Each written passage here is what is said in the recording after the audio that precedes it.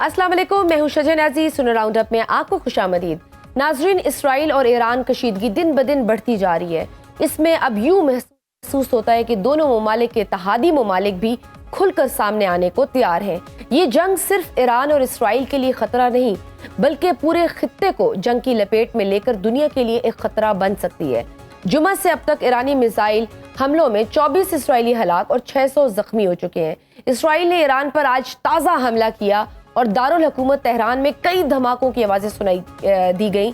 Israeli media के मुताबिक धमाके तेहरान के मशरक और जनूबी मशरकी इलाकों में किए गए। पाकिस्तान समेत 21 मुस्लिम ममालिक के वज़ीर ख़ारजा की जानिब से ईरान पर इसराइली हमले की मज़म्मत की गई है और उसे UN चार्टर और आलमी कवानीन की खुली खिलाफ वर्जी करार दिया।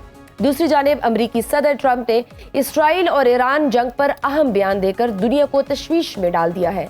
डोनाल्ड ट्रंप ने ईरानी शहरियों को दारुल हुकूमत तेहरान खाली करने की वार्निंग दे दी। सोशल मीडिया पैगाम में सदर ट्रंप ने कहा है कि उन्होंने ईरान से कहा था कि न्यूक्लियर डील पर दस्तखत कर दें, उन्हें ऐसा करना चाहिए था। सदर ट्रंप ने कहा है कि उन्होंने बारहा कहा था मगर ऐसा नहीं किया गया। इंसानी जानों का ज़िया शर्म की बात है। ईरान किसी सूरत न्यूक्लियर हथियार हासिल नहीं कर सकता। सदर ट्रंप ने ईरानी शहरियों को खबरदार किया है कि हर शख्स तेहरान खाली कर दे।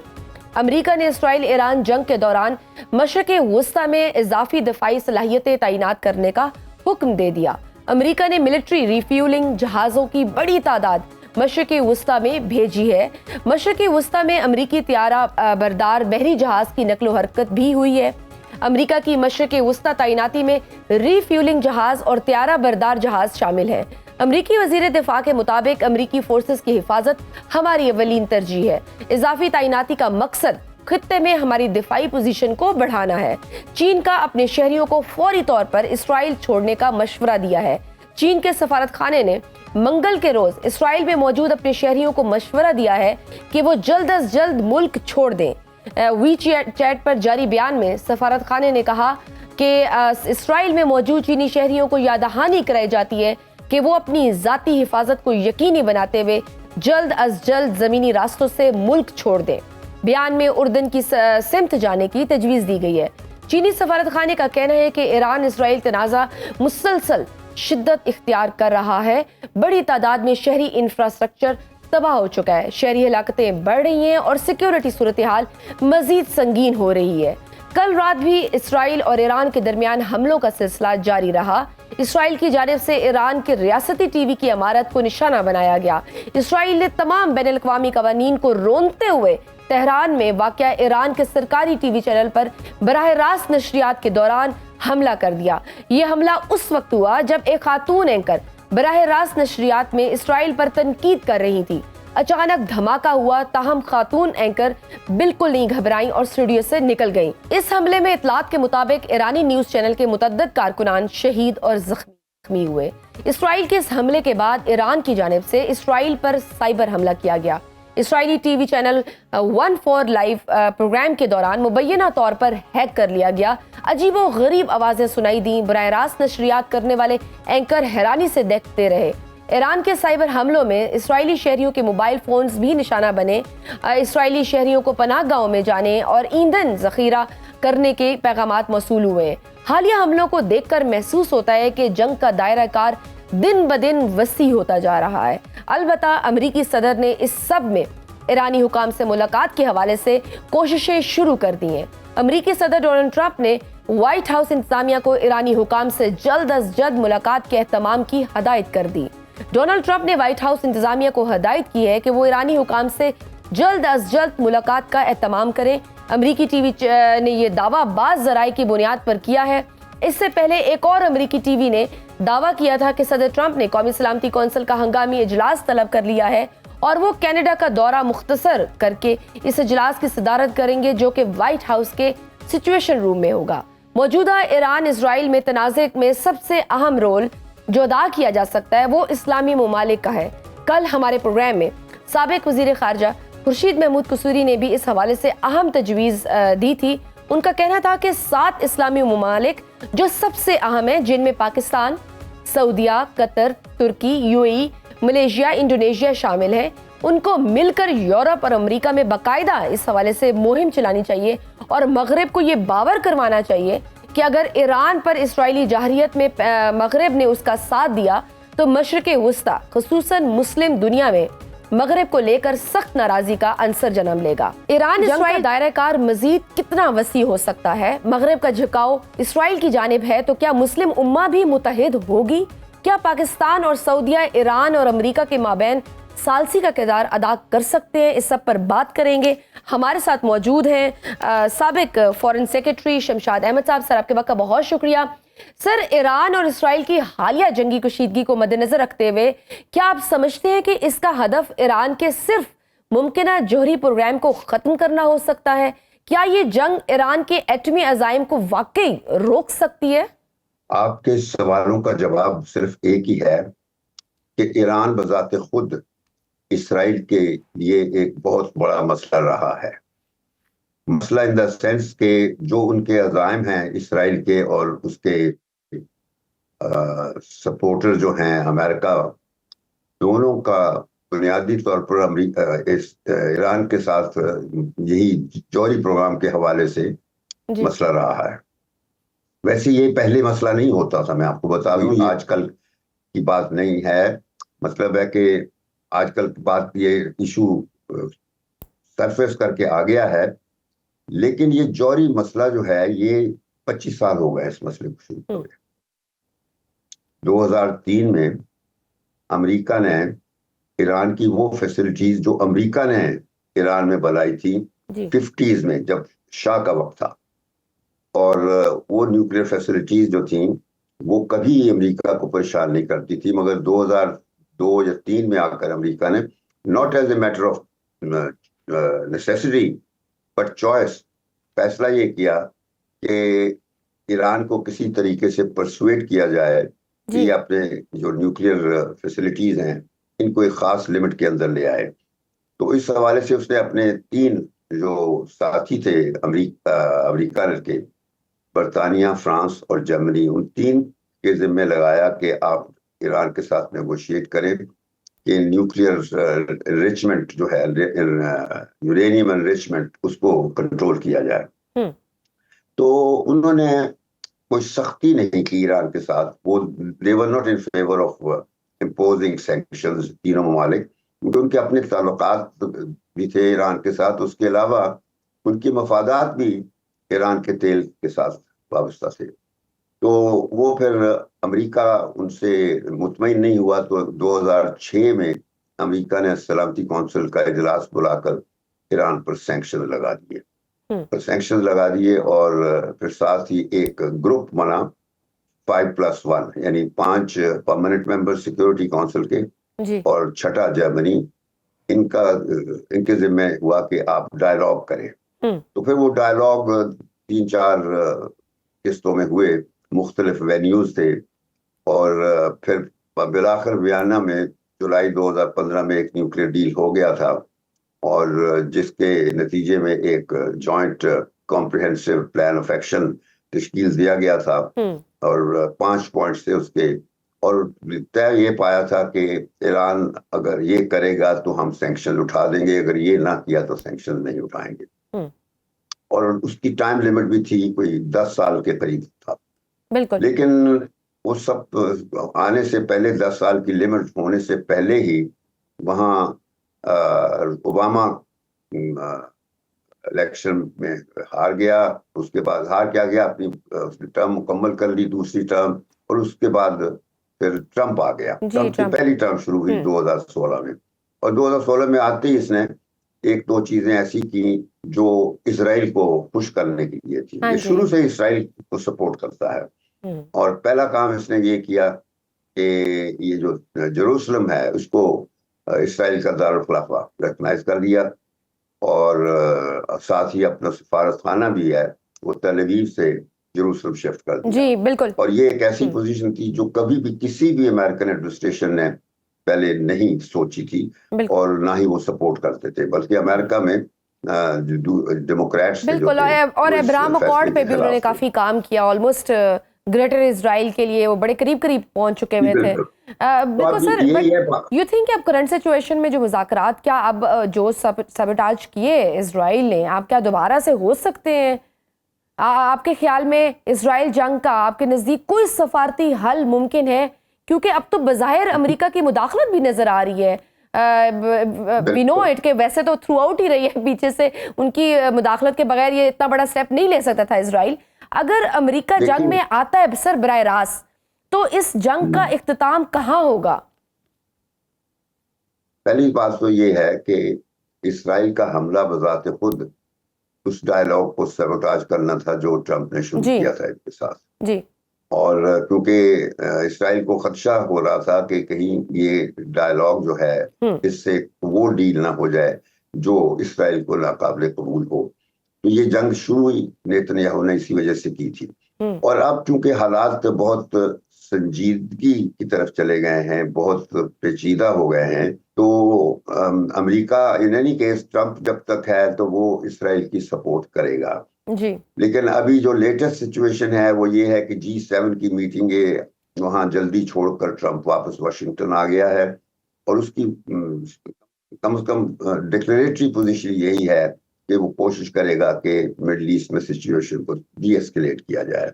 लेकिन बिल्कुल आपने दुरुस्त फरमाया कि अमेरिका शामिल है इस सारे सिलसिले में और अमेरिका का भी मकसद यही है कि अगर डी-एस्केलेट हो भी तो इस शर्त पर हो कि सिर्फ सीज फायर ही ना हो बल्कि ईरान की जो न्यूक्लियर एनरिचमेंट है उस पर भी कोई जो रूट कॉज है उसको ही खत्म किया जाए। लेकिन अभी एक चीज मुझे पता तो कुछ नहीं है क्योंकि मेरा तो ना हमारी अपनी हुकूमत के साथ कोई ताल्लुक है, तो ना मैं इतना ज्यादा अखबार पढ़ता हूँ। सिर्फ ये कहता हूँ कि अभी 2-3 दिन पहले अखबारों में मैंने खबर देखी थी कि कहीं जल्जला ईरान में आया है। मुझे नहीं पता ये दुरुस्त था या गलत था, लेकिन जल्जला का आना जो है वो उससे लगता है कि ईरान में अंदरूनी तौर पर कोई चीज हुई है जिसकी वजह से जल्जला हो सकता है। तो ईरान के पास जहां तक यूरेनियम के एनरिचमेंट का ताल्लुक है, ईरान शुरू से वैसे पाबंद था। आपके ख्याल में कोई न्यूक्लियर टेस्ट वगैरह हुआ है वहां पर? उसके मुताबिक अपने आप को रख रहा था, लेकिन ये जब से ट्रंप सीन पर आया है तो ईरान को समझ आ गई थी कि उससे पहले कि ये ट्रंप कोई गुल खिलाए तो कोई अपनी सिचुएशन को बेहतर कर ले। तो मुझे ये यकीन है, यानी आई मे बी रॉन्ग, मैं फिर बात कहूंगा आई मे बी रॉन्ग, लेकिन ये है कि ईरान का अब जो फाइनल पोजीशन होगी वो यही होगी, किसी वक्त भी वो एनपीटी से निकल सकता है, ये कह सकता है कि जी मैं नहीं एनपीटी का पाबंद, और अपने आप को डिक्लेयर कर दे कि जी मैं न्यूक्लियर जो स्टेटस होता है डिफेक्टो अपना स्टेटस कर दे और कोई टेस्ट वेस्ट का या कर दे, कह दे कि जी मैंने टेस्ट कर दिया है। लेकिन अगर वो टेस्ट कोई हुआ तो वो सिर्फ ईरान तक महदूद नहीं होगा, उसकी सब चीज जो है वो मॉनिटर की जा सकती है। तो अब देखना यह है कि ये जो इसराइल में और अमेरिका में ज्यादा परेशानी है आजकल की सिचुएशन पर, मुझे लगता यही है कि वो इसी वजह से है कि उनको फिक्र यह है कि कहीं ईरान ने जो रेड लाइन है यूरेनियम की वो क्रॉस ना कर दी हो। बस इस तरह मैं कहना चाहूंगा। तो सर, बाकी जो है just for the clarity sir, आपको जो आपने खबर सुनी है जल्जले की, तो आपको आपके ख्याल में कुछ ऐसा है कि अगर जल्जला आया है तो we could relate with this कि कोई वहां पे न्यूक्लियर टेस्ट हुए? हाँ, जो जल्जला आता है अगर अंडरग्राउंड होगा ना, देखिए हमने टेस्ट किए थे बलूचिस्तान में चगाई माउंटेन्स पे, तो हमने तो पहाड़ों के ऊपर किए थे, तो टनल्स वनल जो भी बनाई जाती हैं तो वो किया जाता है। तो सिचुएशन यहाँ भी कुछ इस किस्म की हो सकती है, लेकिन आई मे बी रॉन्ग। मैंने कहा ना, ये मैंने तो एक रिपोर्ट देखी तो कंजेक्चर मेरा ये था, हकीकत कुछ और भी हो सकती है, लेकिन आदमी okay, that is your assessment. ठीक सर, बिल्कुल सही सर। पाकिस्तान के लिए इस सूरत हाल में सफारती तवाज़ुन कैसे कायम रखा जा सकता है, जबकि एक तरफ ईरान बरादर इस्लामी मुल्क है और दूसरी तरफ अगर हम देखें तो मगरबी दबाव और खित्ते के सिक्योरिटी मफादात भी हैं, तो क्या पाकिस्तान को इस वक्त खुलकर कोई पोजीशन लेनी चाहिए या खामोश सफारतकारी ज्यादा बेहतर ऑप्शन है? नहीं, पाकिस्तान ने पोजीशन तो ले ली हुई है और अच्छी पोजीशन ली है, और वो strictly in accordance with our known position है, और ये नहीं कोई स्पेशल इस मौके पर ली गई है। हमने हमेशा जब भी ईरान पर कोई मुश्किल वक्त आया हमने ईरान को सपोर्ट किया है, और जब हम पे मुश्किल, जब भी इंडिया के साथ हमारे झगड़े होते थे, लड़ाइयाँ होती थी, तो ईरान हमें, जिसको कहते हैं ना, बैक चैनल से, यानी हमारी बैक यार्ड के तौर पर हमें मदद सप्लाई करता था। और हम ईरान की जंगों में, इराक के साथ हुई या किसी के साथ हुई, तो हम ईरान की जो बंदरगाहें बंद हो जाती थी तो हम अपनी बंदरगाह के जरिए से ईरान को सप्लाई देते थे। तो हमारी पोजीशन रही है, और अभी भी हमारी हुकूमत ने एक बड़ी अच्छी पोजीशन ली है, ईरान को अपनी सपोर्ट का यकीन दिला दिया है। लेकिन जाहिर है कि ये सपोर्ट किसी हद तक लिमिटेड होगी, यानी ये नहीं कि हम खुली जंग का हिस्सा बनेंगे, वो हम कभी भी नहीं बन सकते, क्योंकि न्यूक्लियर ताकत के तौर पर हम अपने यानी इंडिया के दुश्मन इंडिया के खिलाफ भी कभी न्यूक्लियर हथियार इस्तेमाल करने का नहीं सोच सकते, क्योंकि न्यूक्लियर बॉम्ब जो होता है ये कभी इस्तेमाल करने के लिए नहीं होता है, इट्स ओनली ए डिटरेंट। ये डिटरेंट होता है प्रिवेंट करने के लिए आपके खिलाफ कोई भी एग्रेशन। तो अव्वल तो पहले तो मैं सोचता हूँ कि ईरान अगर शायद उस पोजीशन में पहुंच जाए where it can declare itself कि भी मेरा न्यूक्लियर स्टेटस हो गया है, और वो कहे कि जी, और फिर सब दुनिया को रिकॉग्नाइज करना पड़ेगा उसकी सिचुएशन को, और फिर जो इसराइल या अमेरिका की आगे की पॉलिसियां हैं उनमें थोड़ी बहुत तब्दीली और एडजस्टमेंट की जाएगी। लेकिन अभी कबल अज़ वक्त है, देखना यही है कि ये जो मौजूदा कन्फ्रंटेशन हो रही है इस वक्त दोनों तरफ से, जो मिसाइल दागे जा रहे हैं, तो अभी ये चल रहे हैं, चलेंगे, और इसमें एक दूसरे को सर, ये तो पाकिस्तान की पोजीशन हो गई सर। अगर हम बाकी अरब ममालिक, खसूसन सऊदी अरब और यूएई की जो मुहतात सफारती जबान है, उसके पीछे आपके ख्याल में क्या स्ट्रेटेजिक वजूहात होंगी? क्या ये खामोशी मुस्लिम उम्मा के इत्तेहाद पर सवालिया निशान नहीं है? नहीं, वो ऐसा है कि ओआईसी की एक मुश्तरका पोजीशन है जी। अभी मसलन 12 जून को अक़वाम मुत्तहिदा में जनरल असेंबली का जो एक स्पेशल एक्स्ट्राऑर्डिनरी सेशन हुआ है जी, वो इसी पैलेस्टाइन के मसले पर, उसमें पाकिस्तान की पोजीशन बिल्कुल वही थी जो अरब मुल्कों की थी, और अरब मुल्कों की बिल्कुल वो पोजीशन थी जो पूरी ओआईसी की थी। तो वहां पे बहुत भारी अक्सरियत के साथ वो रेजोल्यूशन पास हुआ है, जिसमें वही कहा गया है जो अक़वाम मुत्तहिदा की करारदादों पर ऑलरेडी मुश्तमिल है पोजीशन, कि वो इसराइल और फलस्तीन की रियासतें जो हैं, टू स्टेट कॉन्सेप्ट जो है उस पर है।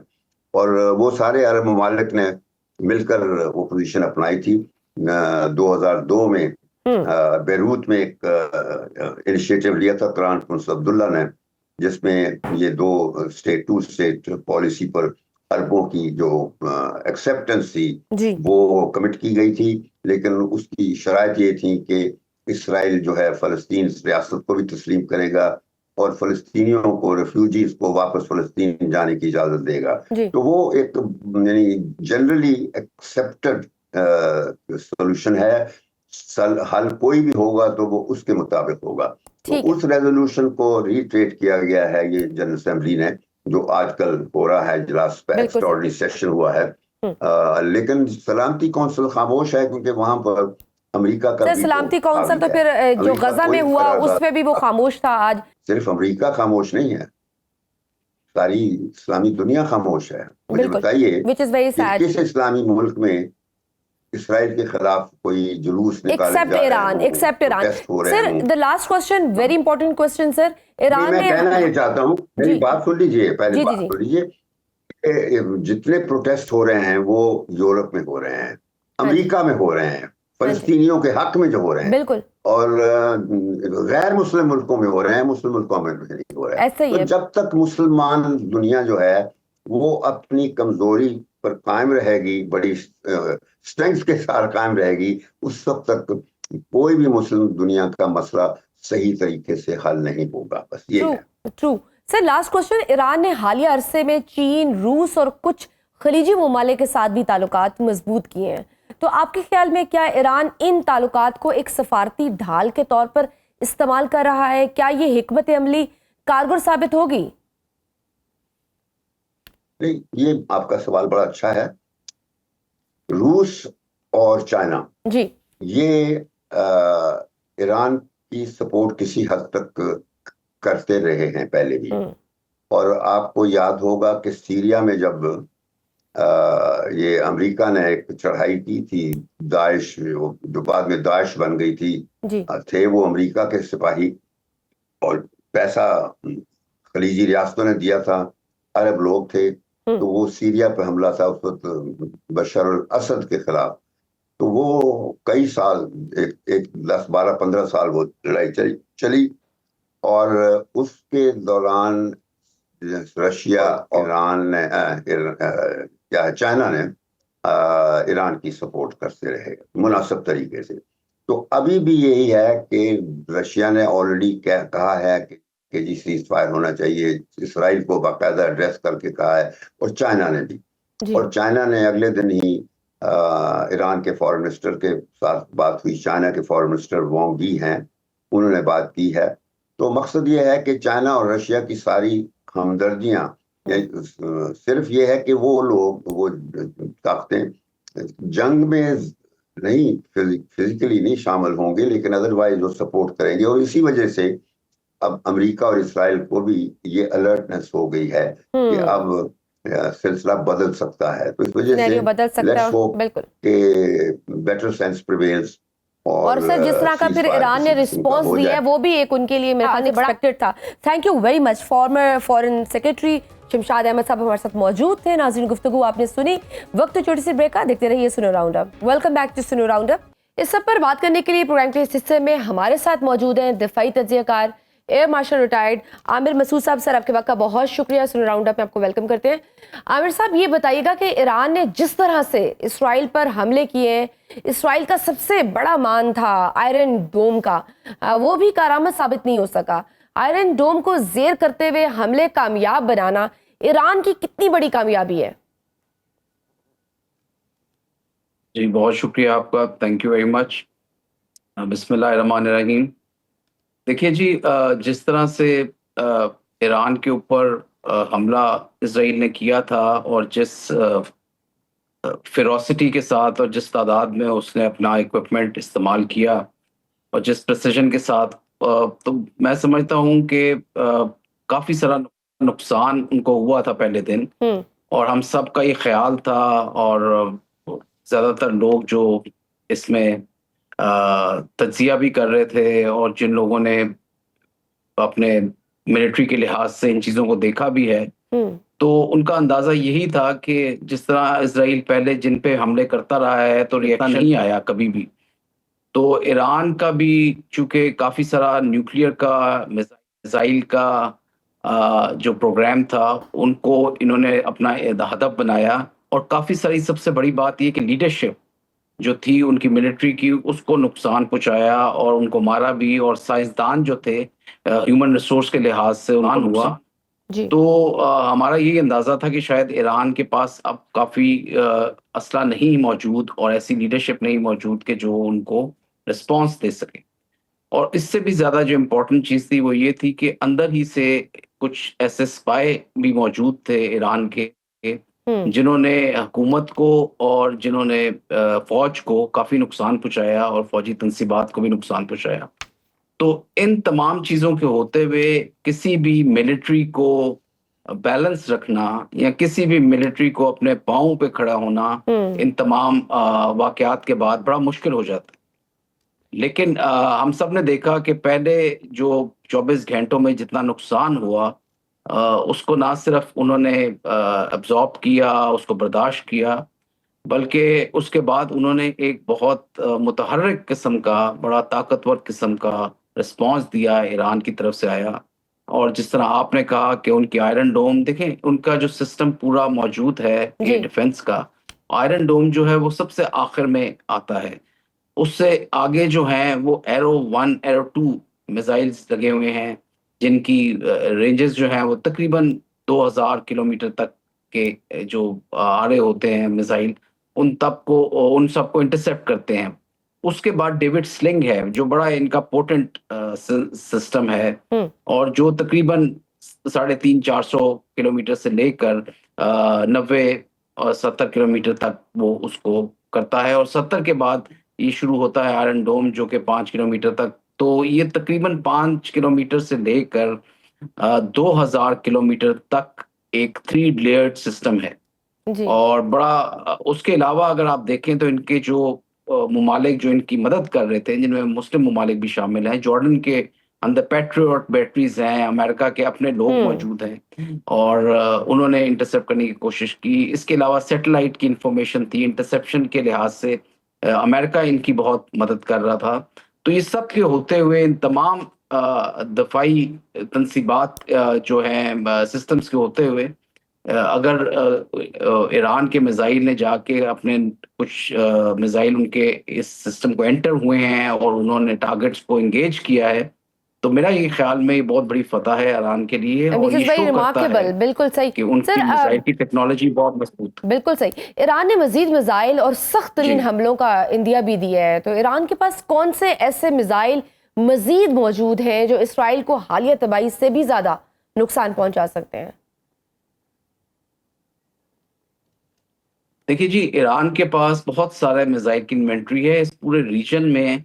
मेरा ख्याल में ईरान का जो मिसाइल प्रोग्राम है वो बहुत मजबूत है, बहुत स्टेट ऑफ द आर्ट है और नंबर्स के लिहाज से भी मैं एक्यूरेटली तो नहीं कह सकता, लेकिन इनकी तादाद काफ़ी इस पूरे रीजन में तमाम ममालिक से ज़्यादा उसके पास मौजूद है, क्योंकि वो इंडिजिनस टेक्नोलॉजी उनकी अपनी है और उन्होंने मिसाइल को एज अ मेन वेपन के तौर पे, एज अ बैकबोन के तौर पे इस्तेमाल उसकी तैयारी की है, उसको प्रोटेक्ट करके रखा है, उनके सैल्वोस को, उनके लॉन्चर्स को, ये तमाम चीज़ें जो हैं उन्होंने बहुत अंडरग्राउंड इंस्टॉलेशंस में रखी हुई हैं जो कि महफूज हैं और इतने बड़े हमले के बाद जो कि अभी भी इजराइल अभी तक हमले कर रहा है, इनको उन्होंने महफूज रखा है क्योंकि जिन मकामात पे ये मिसाइल पड़े हुए हैं वो बहुत अंडरग्राउंड हैं, अंडरग्राउंड है, वो 150, अमेरिका की 200, मदद 300 किलोमीटर के बगैर फीट पॉसिबल नीचे। नहीं होगा। बिल्कुल सर, ईरान ने अब तक 4 के करीब F-35 तैयारी गिराने का दावा किया है। इस हवाले से कोई मुसद्दिका इतलात हैं आपके पास, और अगर ऐसा हुआ है तो आप क्या समझते हैं कि ये राफेल के बाद दुनिया के लिए क्या एक और बड़ा सेटबैक नहीं? जी डेफिनेटली, अगर ऐसा हुआ है तो गो कि मेरे पास कोई सच कोई मुसद्दका इतलात तो वाकई मौजूद नहीं है, लेकिन जिस तरह से हमने देखा कि मिसाइल टेक्नोलॉजी अभी तक इंटैक्ट है और वो इस्तेमाल कर रहे हैं, इसी तरह ईरान का एयर डिफेंस सिस्टम भी काफ़ी हद तक जो है वो न्यूट्रलाइज नहीं हुआ और उसको इस्तेमाल ईरान कर रहा है। तो उसने अगर F-35 को गिराया है तो मेरा ख्याल में मेरे लिए कोई क्योंकि सरप्राइज होगा नहीं। अमेरिकन कंपनीज के और अगर जिस तरह शेयर्स के गिरे हैं तो इसका मतलब है कहीं ना कहीं कुछ तो हुआ है।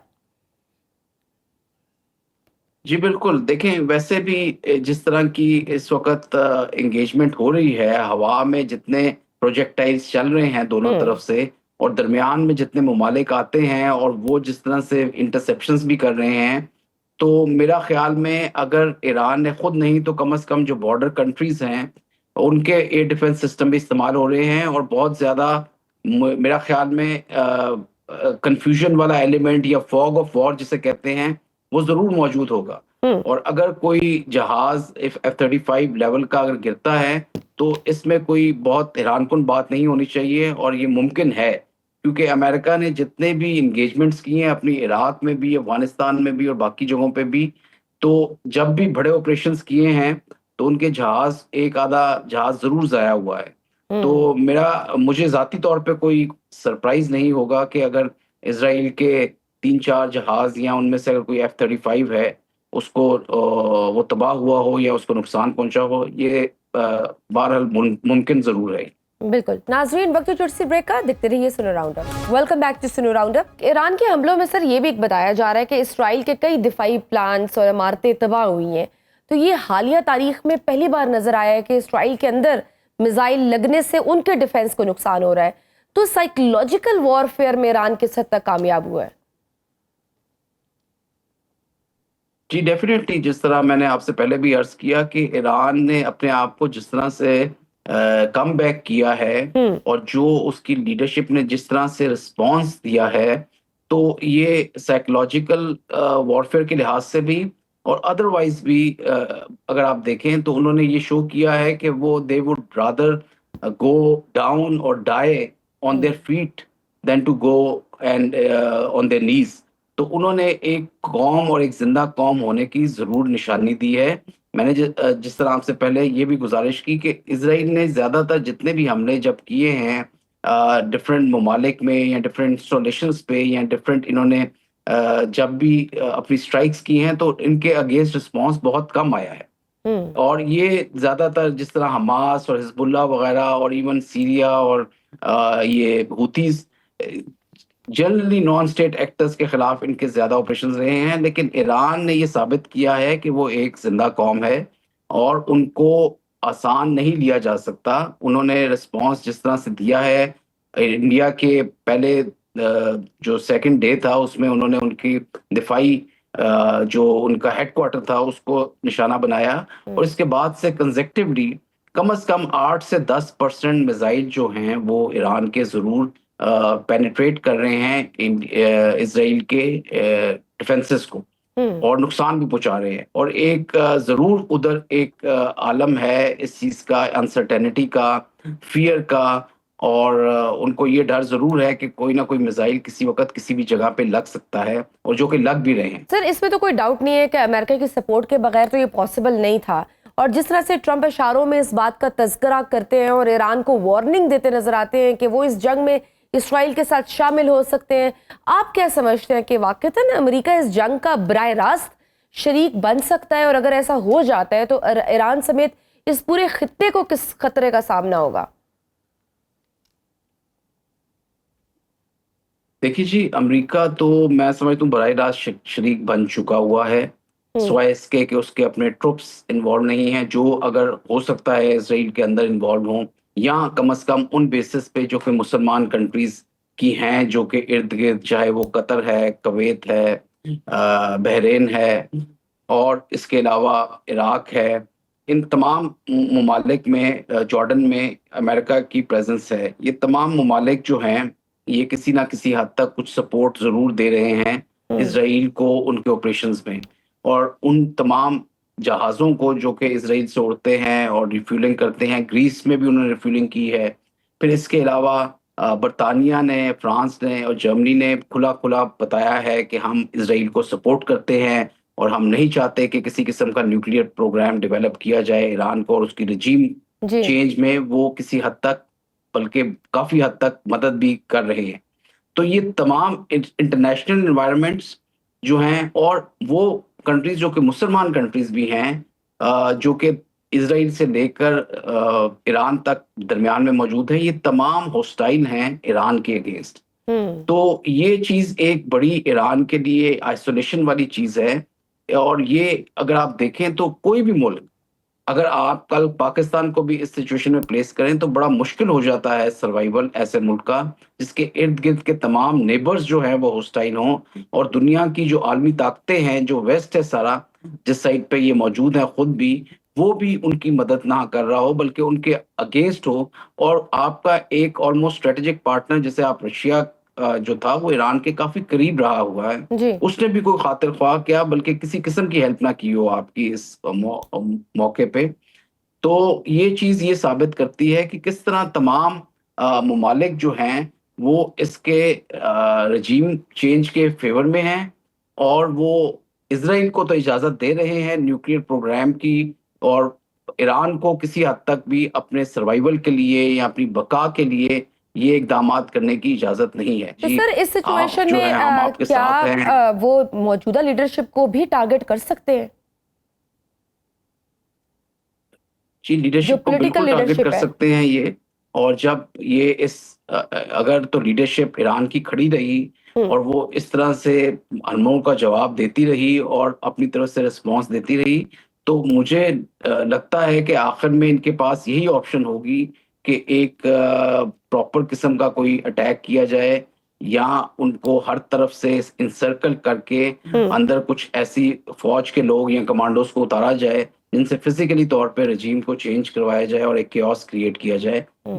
शायद ये उनके लास्ट स्ट्रेटजी जरूर हो, और डेफिनेटली ये इजराइल अकेला ये चीज नहीं कर सकता। तो सर मौजूदा जैसे जंगी कशीदगी सर फिल वक्त तो कम होती हुई दिखाई नहीं दे रही है। ऐसे लग रहा है कि ये जंग मजीद तूल पकड़ेगी और ये बढ़ेगी, रीजन में भी अनसर्टेनिटी फैलेगी। तो जो आर्मी प्लेयर्स हैं उनकी शमूलियत का बढ़ने का भी तो खदशा है ना। जैसे चाइना है, रशिया है, वो भी नहीं चाहेंगे कि इस रीजन में अमेरिका या इजराइल स्ट्रांग हो।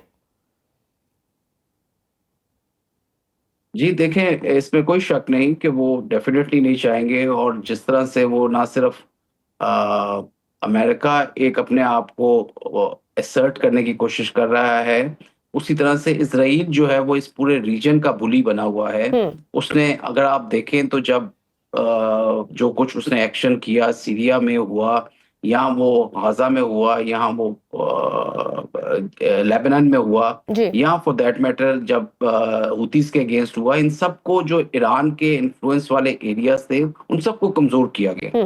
देखिए 55,000 से ज्यादा लोग मारे जा चुके हैं गाजा में, जिसमें 20-25% से ज्यादा बच्चे शामिल हैं।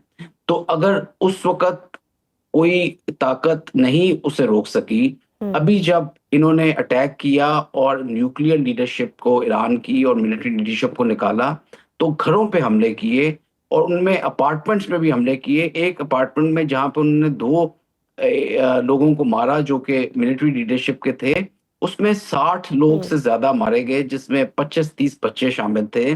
तो जब इन चीजों को रोका नहीं जा सका, तो आगे मैं समझता हूं कि जिस तरह की एक्सपेक्टेशंस अमेरिका और इजराइल को हैं, और जिस तरह का वो अपने आप को एक बुली के तौर पे इस पूरे रीजन में असर्ट कर रहा है, तो उसके रास्ते में मेरा नहीं ख्याल कि इस वक्त चाइना और रशिया आने की कोशिश करेंगे। ये जरूर होगा कि अगर उनकी अपनी रजीम आती है ईरान में, तो वो ईरान के लिए और इस पूरे खत्ते के लिए कोई एक अच्छी सिचुएशन नहीं होगी, क्योंकि ईरान में फिर स्टेबिलिटी नहीं रहेगी। बिल्कुल और बड़े अरसे तक स्टेबिलिटी नहीं रहेगी, और वही इंस्टेबिलिटी वाला एलिमेंट होगा जो कि आज हम लिबिया में देख रहे हैं और इराक में देख रहे हैं। बिल्कुल सही, इससे भी ज्यादा। बहुत शुक्रिया दफाई तजज़ियाकार एयर मार्शल आमिर मसूद साहब हमारे साथ मौजूद थे। नाज़रीन, गुफ्तगू आपने सुनी।